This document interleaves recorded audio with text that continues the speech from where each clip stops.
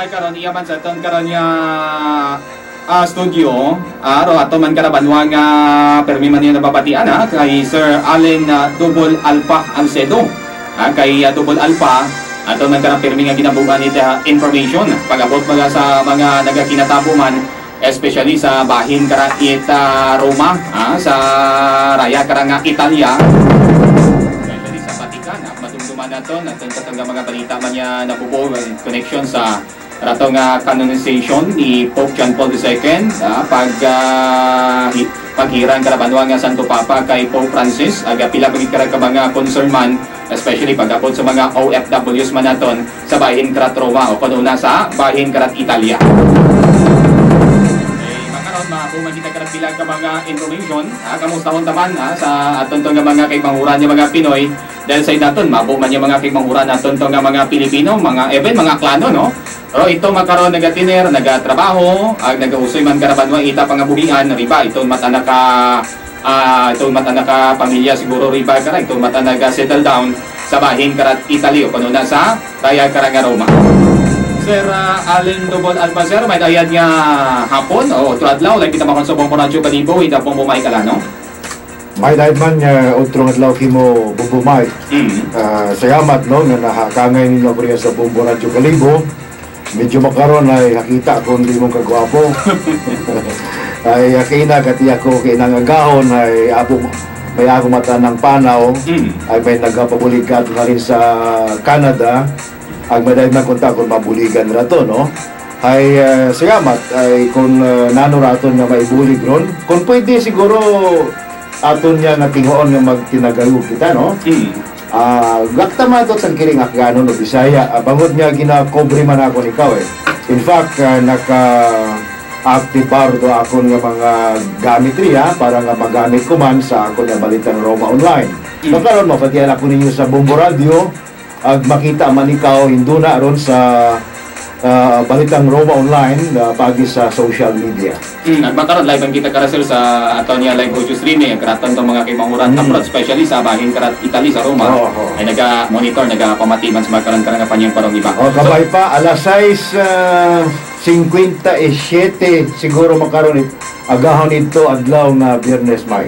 Agahon naglito makaroon kara sa bahin karat Italy. Asar sa makaroon abi sa party tatan kara nga mga Filipino community ito sa bahin karat Italy particular sa Roma. Sa daton mabo mga Pinoy ito eh. Kamusta ro sitwasyon man?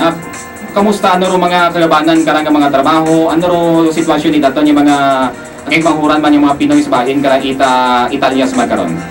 Bago ro yun, Mike, nga ginapangutanan nimo, kung pwede nga ako lang anang ipaabot rayang masubo nga natabo ito sa sangka kababay man atong Pilipino, migrante nga trabahante mo nga Pilipino, mabuhay yun sa Roma, nagpanrabaho, manlang kapangidaron it 44 anyos.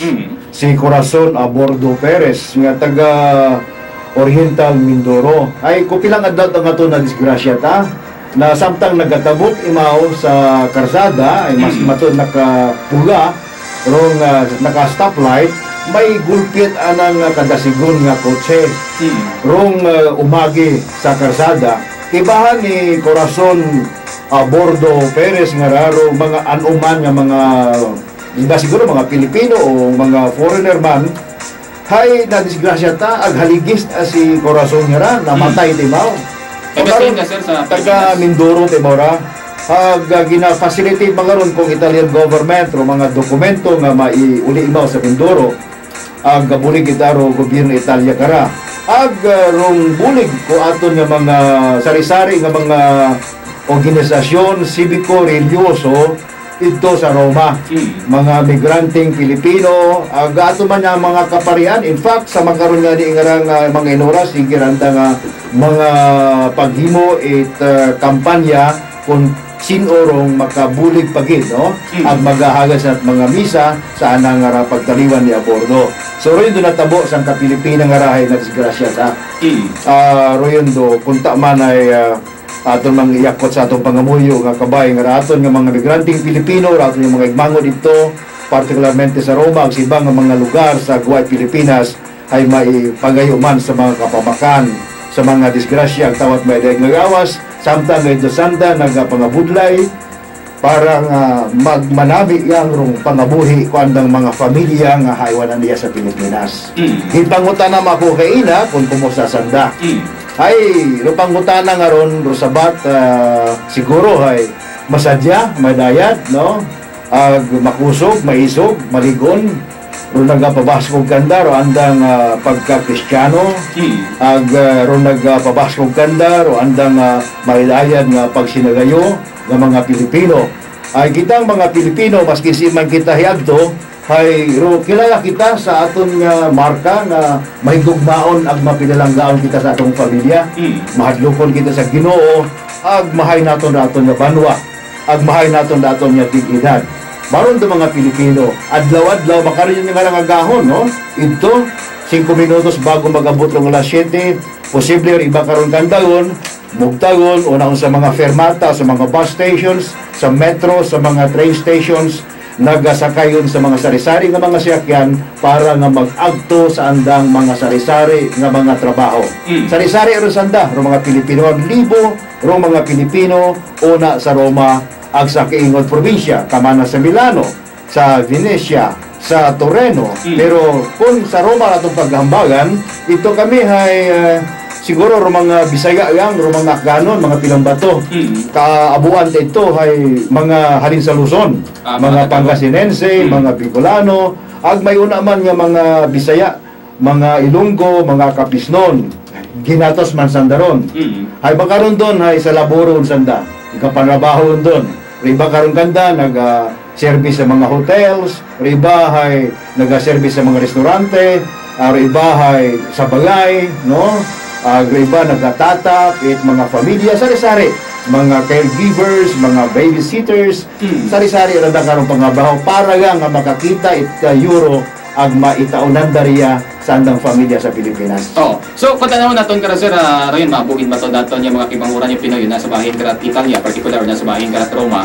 As support abi ito mga local, kamusta ra nga pagbaton? Kamusta na ang perception katon yung mga Pinoy, especially ro mga nagatrabaho ito naton yung mga kibanguran? Ro Pilipino maskin si matangani mo ra hiagto hay ginakilaga kita sa anang kaugod, no?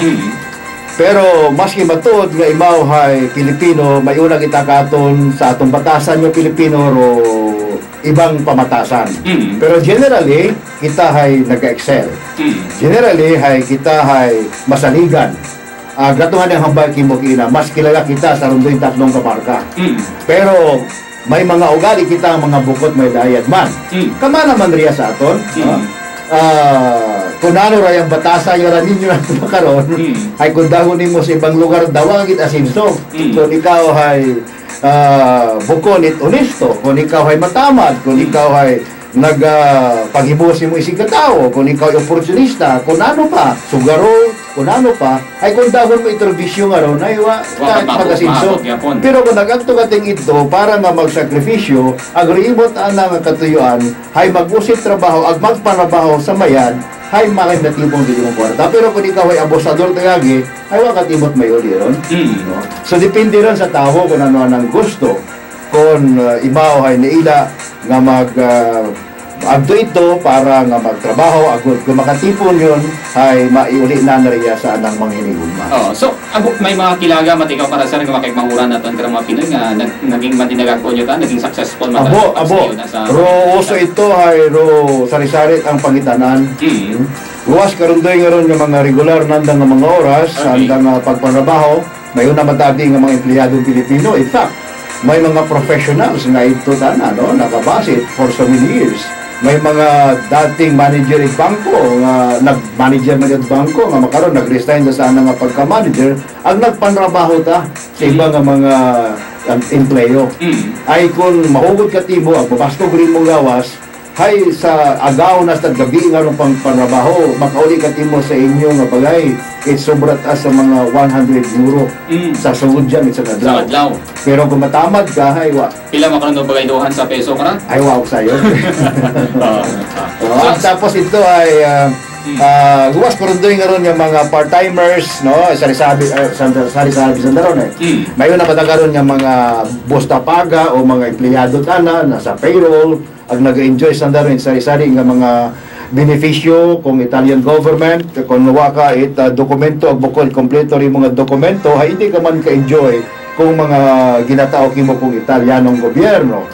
Pero kung ikaw ay sigong-sigogin, ang malingkon ka na rin mong estado, ay ga-enjoy ka mo. Makaron, ay iwas ko rin doon nga regular nga trabaho nanda, nga nag-silo-silo sa kung saan man nga mga employers nanda, may mga sidelines pa taron, Mike. Nagabaligya pa taron, mga siupaw, mga kunano, chicherias, sa mga lugar nga ginatipunan ng mga Pilipino. Subot ang bagon, kung kita bagan, tagarayang ugali. Oo, makita mo tayo doon. Mas sa iba ng lugar, maski sa Amerika, kung saan man sa Middle East, maroon daw nga Pilipino, nag-sideline nito, ay dagat abi naton datong kamayan yorang negosyante. Ay kung may gati mga giriyan magaha, kung may gati mo riyan nga ma-bake itinapay, ag ito tanahay padayon mo gwapong-gwapo ta. May ito tangali nga mga tagarya sa aton nga asinsado tay. Nag-supply tayo sari-sari nga mga pastries o mga sari-saring tinapay. May mga pangalan nga sa doon. May ito man nga mga Pilipino nga mga professionals o maski mga professionals nga nag-engage sa sari-sari nga mga negosyo, nagbenta mga kondo, mondo sa ito. No? Sari-sari, pati gusto ko yan, basta mayad at legal yan. So kung buta bagon ko mahugod yung especially mga Pinoy, magiging successful din ka. Oo. Mas iwas sa kahugod nga ron, may katamad man. May una man nga tipid o nagahipid ka ng kinitaan. Ngayon naman pag-abot it Sabado, Domingo, sumaron doon day off, nga imbes nga mag-sideline pa, ay ito mula sa mga parko o mga parks na ron, nga nagabraha. So, uso man galing. Oo, para pastime. Ngayon naman nga randang weekends, ay ginadidikar nanda sa andang pamilya. No, at pagkatapos ng kagabanan kita na ay sa andang nga mga spiritual nga mga aktibidades. Pero anda tanang ginataogid nga oras sa pagserbisyo sa aton nga mahay nga Dios. So na-mention mo karasero pagabot sa spiritual nga punto. Sa inaton unagit sa sa Italia, particular na sa Roma sa Vatican, unagit ron sentro traya karang Katolisismo ya sa bilog nga kalibutan. So kamusta man aro especially aton yung mga Pinoy pag-abot sa religious nga bagay na sa bahin Kraita, Roma? Na-experiensyahan naton sa atong pagpakistorya sa mga kaparian, abo man nato mga kilang mga kaparian ng mga Pilipino. Sa pagkamatuod nga ni ay naka-establish yun rong madayon nga ugnayan ko mga Pilipino sa mga kaparian nato dito sa Roma, particularmente sa Pontificio Colegio Filipino. Pero dahil nga Pontificio Colegio Filipino ay isa nga ka lugar nga gintaot ana kung atong nga simbahan Katoliko. Ag karon naka-pwesto rong sari-sari nga mga infrastruktura, kamanabi kong seminaryo nga naga-study karon do mga kaparian naton. Do mga Pilipino nga mga kaparian, atong Senyor Obispo, si Bishop Corazon Talaok, kung makaagto ito, atong kardinal, ang iba pagid, ay ito rin nagadahin sa Pontificio Colegio Filipino.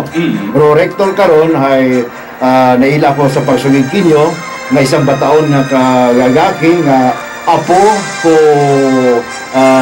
nagtaliwan nga fundador at national leader kung Barangay Sang Virgen Religious Mandated Organization nga nagharing sa Silay City nga si dating Dato Tunying Gaston. Ang rana karon nga apo makaron nga si Padre Greg Gaston ay maurong rektor. Ngani pagod karon ay nagkilaga manabi kami ay na-establish na rong manami nga relasyon ag di karon namon obra, di karon namon ginahimo pero amon nga mga mabahol nga mga programa o aktibidades kung Barangay Sang Virgen. Ay kung atong istoryahan o yun nga rong partikular nga bagay ay royon anarong mga madayon siguro bangod nga sa makaron na ika-apat yun nga nga dag-on pero among pagsilibra sa pag-abuton nga rang Oktubre ay na fiesta po Barangay Sang Virgen ay sa kada Oktubre 16. Ay ito Mike sa Roma nga sa siin ng Roma nga ra sa hitman kita nga raya rong lugar nga sentro pa aton nga pagtuo ay sa salamat sa Dios ag sa bulig kumahay nga Virgen nga organization nga barangay San Birhen nga ginpahanugutan kong simbahan, ginsugo kong simbahan nga ipagapnaag ay nahatukod o anang ayahay o anang nga bandera. Halin pa ko dagon nga mga 208 sa atong pag-abot ito. Ag naha-organize giti Husto mga 2011 ag sa makaron na padayon rondo yung apostolado ag naha-establishar rong mga sari-sari nga mga unidad o mga grupo nga ginakompunihan kong mga Pilipino taga Capiz, may mga taga Pangasinan, Alaminos Pangasinan, may taga-Riyaman sa aton. Gintukod ito sa Rome, Rorayang Religious Organization, pakamayad nga ginadaptar do sa sistema para nga magumo ng apostolado ay naggrupo-grupo. May tatlong nga kagrupo nga nakabase sa Roma. O ginatawag na Barangay San Birhen Roma 1. Agro dumaga kara o nagakumpune hayro mga igmanghod nga mga pamilyadong miyembro kong barangay nga halin sa Alaminos, sa Dagupan, halin sa Pangasinan. Pagkatapos may sambato pagid nga grupo rong Barangay San Birhen Roma 2 o 2 nga ron nagapamuno karon hay Capisnon, taga Capiz mga nagapamuno magkaron. Agrong numero 3 o number 3 nga Barangay San Birhen Roma nagapamuno hay taga-Ria sa aton, si Cecil Payomo Relato, taga ni Washington, no? Ay kilaga kami.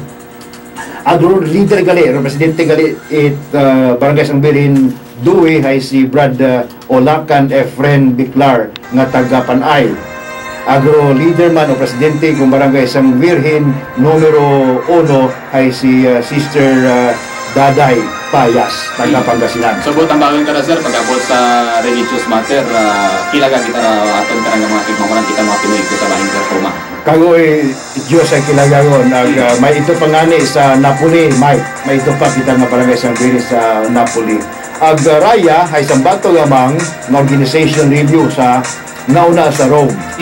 May ito ng abo-abot ng mga Catholic Filipino religious organization sa mga communities.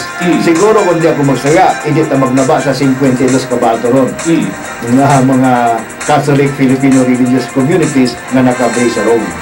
So, una, sir, sa Vatican, una, karang raya, karang St. Peter's Square, kung St. Termina Gamisa, at karang Santo Papa.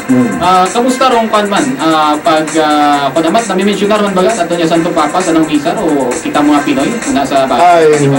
Mike, no? Kung imong natandaan, kat nagatinawag ka mo kakon, alin pa ko pag canonization, ko atong pangaywang Pilipinong Santo, nga si Pedro Calungsod, ay pagi sa Bombo Radyo Kalibo ay nahasayuran pa aton ng mga kasimanwarya sa aton nga probinsya at sa ibang lugar rong nagkakatabo actual ito sa Rome, no? At bago galirong tanan ay ginatamyaw naton rong nagpamati katon agro nakabati katon kato pati rakon nga mga apo nga nagapamati magaron si Andy si Easy and si Lorenzo ay ginahambay ko nga pagbalik nga rangani ni Santo Padre Francisco Palinya sa aton, suma nagbisita mo rin sa aton ko iniro nga to ay bumalik mo sa Roma ron after few days mga pilang adlaw karon nga nakapupahuwa ibaw ay kada Miyerkules ron adlaw mga alas 11 siguro una aron sa St. Peter's Square ay may ginahimo nga audience, papal audience para kana. Nagadungaw maron sa anang ron nga bintana na nakita ninyo sa television. Doon ginatawag na pinakapamoso, pinakabantog, ag sikat nga bintana sa bilog nga kalibutan. Ay royon nga bintana, nagadungaw di karon rong Santo Papa kung sino man rong Santo Papa. Ang sa makaroon rong Santo Papa ay si Padre Francisco. Hay pagbalik ta na sa Rome, ag naghimay mo't pagpakig atubang sa abaabong mga tao sa Square of St. Peter's, hay may anag itang special perming mensahe sa mga Pilipino. In fact, kami nakabaton it mga invitations na mag-adto kita kami sa Vatican. Hay wow na ako kato naka-attend bangot niya ikaton Suma nag-abot ang Korea bali dewang adlaw antes nag-abot si Santo Padre Francisco Pizza 13 ako nag-abot at Tinero Pizza 15 mo nag-abot niya Ay do yun, may mga invitation tabi kamon halin sa kay Padre Greg Raston. Kung may mga aktibidad sa Ciudad Vaticano, ang ginapaagin ta kay Padre Gaston, ang ginapaabot man kamon. So kaparte kita pero meron mga Pilipino. Kaparte kami. Agriba man yung mga Pilipino. Sa magkaroon niya ni ngarang kabingan ni may habaton yung man nga invitation kay Padre Gaston, Rector ng Pontificio College of Filipino, nga ginakangayuman kami agribang mga Pilipino nga magtambong sa ginahagad niya Santos nga misa nga paghimon sa pizza size. May pizza size nga na misa nga ginahagad ron, gina-offer sa aron nato nagtaliwan sa Corazon a bordo sa pizza size nga ra June alas 10:30 sa Santa Maria de la Presentazione. Pwede ka mo karagasayod ay kaya akong ginabasa man lang para masayran ko mga tao riyan nga mga invitations nga ron. Okay. Siguro sir, finally may gusto ka pang dugang ipabot, especially sa tanyo mga nagapupamati magkaroon in connection man sa raya karang nakabing naton mga sitwasyon man sa bahin ita Roma, especially sa Vatican na kung sa sin pag-abot sa religious matter kita karang mga Pilipino ay una gitermi intact kita pag-abot sa mga bagay. Oo, buliki ang kami dyan, Agrobombo Radio, agriba paginaton yung mga pumuyo, no? Ato makaigmanguran, nga nagapamati magkaroon, nga naghandong kita nga mapabaskog randayang rang atong apostolado, no? Sa pagpanderbisyo. Ag mapaabot gate sa hagos kadagayaan pagi sa radyo sa nanuman nga pamaagi agud nga madugangan rong pagtao ag pagdiseminar mga madayat nga balita, no? Ag magkaron hay nagapananaw kita ag kakabay pa nga sa pangamuyo naton ay matigayon ron dayang nga manghandong. Padayon na naton ron dayang nga ugnayan, no? Salamat man kay inyo nga pagtinawag ka ako nito, halin pa sa canonization, halin sa pag-resign ni Pope Benedict, halin sa instalasyon ni Cardinal Tagli Bali Cardinal, halin sa inauguration ni Santo Padre Francisco ay bati man yung tanan doon. Kaya sa aton lokal, ako niya mga maitambi ko ta ron dayang balita man nga sa pagabuton nga first Sunday of the month, alas 6 ng oras ay regular mag-aron nga Thanksgiving Mass kung barangay Sambirin diya sa Diocese of Calibo for on behalf of anong Presidente Diocese na si Bert Edmond ato nilang mensionar na magtambong rong tanan nga mga opisyales ag miyembro kung barangay Sambirin Diocese of Calibo ang parochial level sa rundayang regular nga Thanksgiving Mass sa Domingo sa St. Jude Tadeus Church sa Andagaw alas 6 ron. After that ay may meeting importante. Ang ligara instalar ng mga bago ko ng mga opisyalis kong parokya at St. Jude ay may mga agenda nga ipresentar ako parte sa mga programa at plano kung barangay San Virgen ay bali aton nga paday nga postulado ay may panawagan kita nga ipaabot sa mga kabanuhonan o mga parokya sa bilog nga diocese kung dayang nga programa. So bago ron i-anunsyo ay hambagan anay naton sa Domingo. Ang kabay nga inyo karami karang buligan dyan, Mike, nga madiseminar da paagi yang sa inyo man nga pagpanderbisyo man sa atong mga pumuyo. Okay, with this information sir, sa imo ginyapag padugong at pagtaot mga informasyon man yakato na bugin niya sa gaman. Abo man nga salamat sa gihapon ang kabay nga una rong pagigugma ang pagidayat katong tanan. Okay.